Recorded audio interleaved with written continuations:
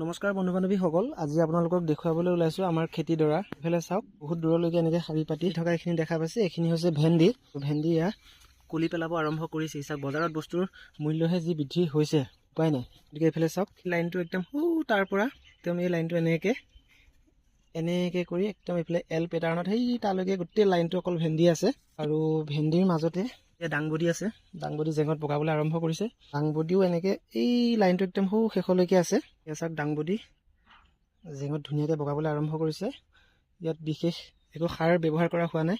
ইয়াতে আপোনালোকে দেখিছে, ইয়াত গোবৰ আছে আৰু এইখিনি মেটেকা, এনেকৈ মেটেকা দি দিয়া হৈছে। আৰু এইখিনি গোবৰ, যিহেতু প্ৰায় ছমাহ ধৰি বৰষুণেই নাছিলে, সেয়েহে গছপুলিখিনি ইমান ভালদৰে উঠিব পৰা নাছিলে। কিন্তু এতিয়া এইকেইদিন বৰষুণ পাই গছপুলিখিনি ধুনীয়াকৈ ঠন ধৰি উঠিছে। ইয়াত চাওক, 2-3 দিনৰ ভিতৰতে এইখিনি কুঁহপাত ওলাইছে দাংবডি এয়া। আৰু এতিয়া আপোনালোকক দেখুৱাম কোমোৰা পুলি। এইয়া চাওক, কোমোৰা পুলি এইখিনি এতিয়া বৰষুণ পাই পেলাই ধুনীয়াকৈ ওপৰলৈ কোঁহ মেলিছে। আৰু এই যে বস্তাটো দিছে, বস্তাটো ৰ'দৰ কাৰণে দিয়া হৈছিলে। এনেকৈ প্ৰত্যেকজোপা গছৰ কাষত এনেকৈ বস্তা এটা থিয় কৰি দিয়া হৈছে। এনেকৈ বহুত দূৰলৈকে এনেকৈ বস্তা শাৰী পাতি দিয়া হৈছে। আৰু মেটেকাখিনি দিলে কি হয়, যদি পানী চানী দিয়া হয় তেতিয়াহ'লে বহুত দেৰিলৈকে মানে জেগাখিনি সেমেকি থাকে।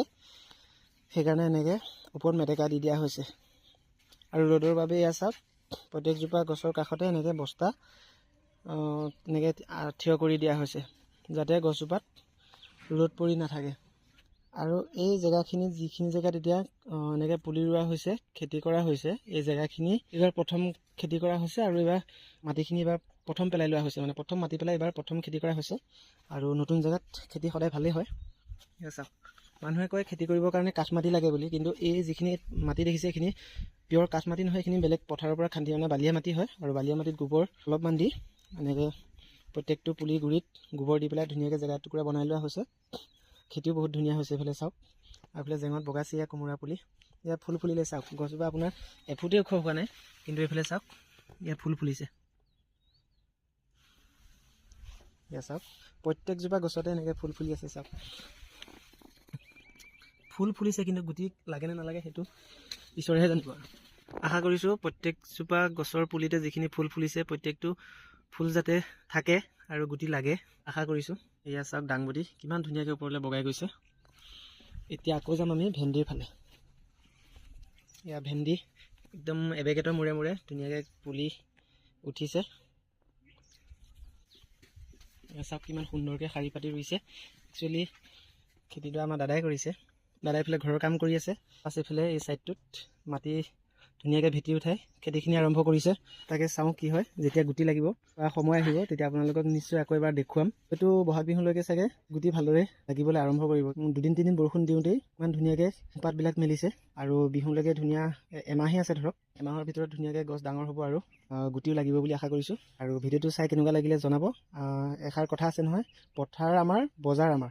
আপোনালোকৰ বাৰীতো যদি এনেকুৱা সৰু ফাৰ্ম আছে, তেনেহ'লে প্লিজ কমেণ্ট এটা কৰি জনাব। আজিলৈ ভিডিঅ'টো ইমানেই আছিলে। Bye bye guys. আজিৰ পৰা প্ৰায় এমাহমান আগত মই এটা ভিডিঅ' কৰিছিলোঁ। ভিডিঅ'টোত আপোনালোকক দেখুৱাইছিলোঁ যে আমাৰ বাৰীখনত তেতিয়া এইবিলাক পুলি একেবাৰে সৰু সৰু হৈ আছিলে, একো লগা নাছিলে ভালদৰে। কিন্তু সেই পুলি হৈ থকা অৱস্থাতে কিন্তু ফুল ফুলি আছিলে। আৰু এতিয়া বাৰীখন চাওকচোন, এইফালে কি সুন্দৰ লাগিছে দেখাত। তাকে আজি আপোনালোকক দেখুৱাম বুলি কিন্তু বাৰীখনলৈ। চাওক, ইমান ধুনীয়াকৈ ইয়াত দাংবডি লাগি আছে, ইয়াত বডি লাগি আছে, আৰু এয়া চাওক তিয়ঁহ লাগি আছে, আৰু এইফালে চাওক ভেন্দি লাগি আছে। এয়া ভেন্দি চাওক, এনেকৈ প্ৰত্যেকজোপাতে 5টা-6টাকৈ এতিয়া ভেন্দি লাগি আছে, আৰু ফুলো ফুলি আছে। অকণমান কষ্ট কৰিলে চাওক, ঘৰতে ইমান সুন্দৰকৈ বাৰী বনাব পাৰি। আৰু গুটি লগাৰ পিছত চিঙি চিঙি খাই থাকক আৰামছে।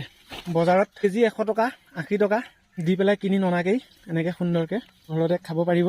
এয়া চাওক, আমি অকণমান আগত এয়া চিঙি আনিছোঁ আৰু এতিয়া খাম। এয়া চাওক, ইমান সুন্দৰকৈ লাগি আছে।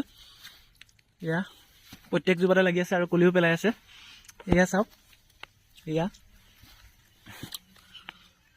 আপোনালোকে কমেণ্ট কৰিবচোন বাৰীখন কেনেকুৱা লাগিছে। এয়া দুইফালে তিয়ঁহ দিয়া আছে, এইটো লাইনতো তিয়ঁহ আছে, এইফালেও তিয়ঁহ আছে, তাৰ কাষে কাষে এয়া বডি লগাই থোৱা আছে। আৰু এইবাৰ আপোনালোকক দেখুৱাম জিকা। এয়া জিকা চাওক, এফাল সৰু জেং দি পেলাই ইয়াতে থিয় কৰি ৰাখিছে। আৰু এইবিলাক ভিডিঅ'ত হয়তো ভালদৰে অহা নাই স্পষ্টকৈ। এয়া চাওক, ৰছী টানি দিছে। ইয়াত জিকা লাগি আছে। এই লাইনটো হৈছে জিকা,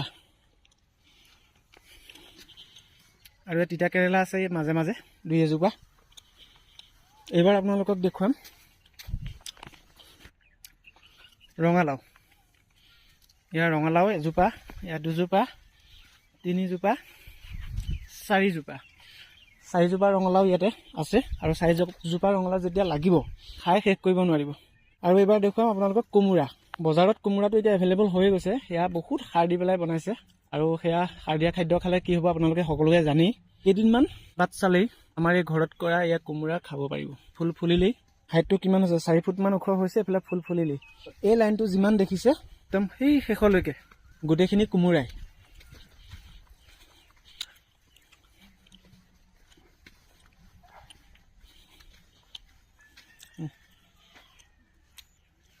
আৰু এইজোপা জিকা দেখিছেনে? বৰ বেছি ওখ হোৱা নাই, কিন্তু ইয়াত গোট লাগিছে চাওক, এইটো ইমান ডাঙৰ।